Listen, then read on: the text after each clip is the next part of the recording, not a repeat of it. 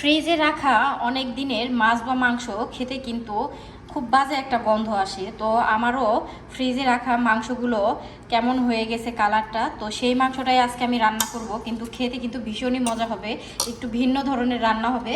তো চলেন দেখাচ্ছি। এখানে আমি মাংসটা ভালো করে ধুয়ে নিয়েছি, এরপর কাঁচা পেঁয়াজ দিয়ে দিয়েছি, এরপর দিব কিছু শুকনো মরিচ আস্ত, এরপর দিয়ে দিব কিছু বেরেস্তা, এরপর দিব হলুদের গুঁড়া, মরিচের গুঁড়া, গরম মশলা আছে এখানে তেজপাতা, দারুচিনি, আর দিব লং, গোলমরিচ, এলাচ, সবগুলো দিয়ে এরপরে এখানে আমি গুঁড়া দুধ লেবু দিয়ে একটু মিক্সার করে টক দই বানিয়ে নিয়েছি, সেটা দিব। বেরেস্তা করা যে তেলটা ছিল সেই তেলটা এখানে দিয়ে দিব, তাহলে কিন্তু ঘ্রাণটা খুবই ভালো আসবে।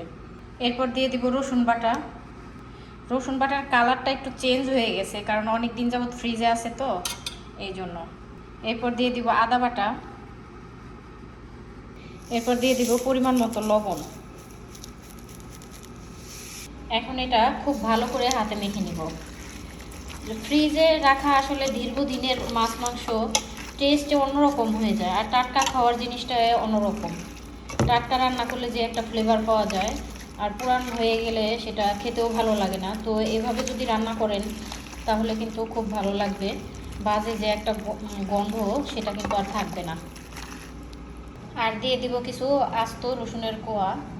চুলাতে বসিয়ে দিয়েছি, ঢাকনা দিয়ে ঢেকে এখন খুব ভালো করে কষিয়ে প্রায় 50% যেন হয়ে যায় এরকম কষিয়ে নিব, তারপরে ঝোলের পানিটা দিব। ঢাকনাটা তুলে মাঝে মাঝে কিন্তু একটু নেড়ে দিতে হবে। মাংস থেকে কিন্তু অনেক পানি ছেড়ে দিয়েছে, আর যেহেতু একটু টক দই দিয়েছি সেটাও সব মিলে অনেকটাই পানি উঠে গেছে। এখন এই পানিটা শুকিয়ে একদম সুন্দর করে ভাজা ভাজা করে কষিয়ে নেব। যতটা সম্ভব মাংসটা হাই হিটে রান্না করার চেষ্টা করবেন, তাহলে কিন্তু মাংসের টেস্ট ভালো আসে। এই চুলায় আমি পানি গরম বসিয়ে দিয়েছি, এই গরম পানিটা ব্যবহার করবেন।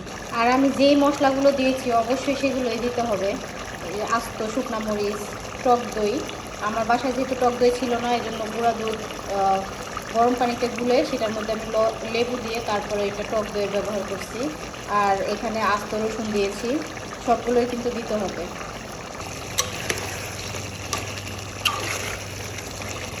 আমার মাংসটা কিন্তু প্রায় কষানো হয়ে গেছে, তেল ছেড়ে দিচ্ছে আর কালারও চেঞ্জ হয়ে আসছে। দেখে মনে হচ্ছে যে মাংসটা রান্না হয়ে গেছে, কিন্তু কষানোর পরে দেখেন কালারটা কত সুন্দর আসছে। মাংস কষানো শেষ, এখন ঝোলের পানিটা দিয়ে দিব। গরম পানি দিয়ে দিচ্ছি, গরম পানিটা দিলে তাড়াতাড়ি মাংসটা সিদ্ধও হবে, আবার খেতেও ভালো লাগবে। পানি একটু বেশি পরিমাণে দিব, যেহেতু অনেক দিনের মাংস, তো নরম হতে সময় লাগবে। কয়েকটা আলু ভেজে তারপর দিয়ে দিব মাংসের মধ্যে। ঢাকনা দিয়ে ঢেকে রান্না করব। আলু ভাজা হয়ে গেছে, এখন দিয়ে দিব। চুলার আঁচটা একদমই কম করে তারপর এখন ঢেকে রান্না করব, যেন মাংসটা একদম নরম হয়ে যায়। ঝোলটা একটু কমে এসেছে, এজন্য চুলার আঁচটা কমিয়ে দিয়েছি। এখন দিয়ে দিব জিরার গুঁড়া। এখন আর বেশিক্ষণ রান্না করব না, এখানে আরেকটা ফোড়ন দিব আমি।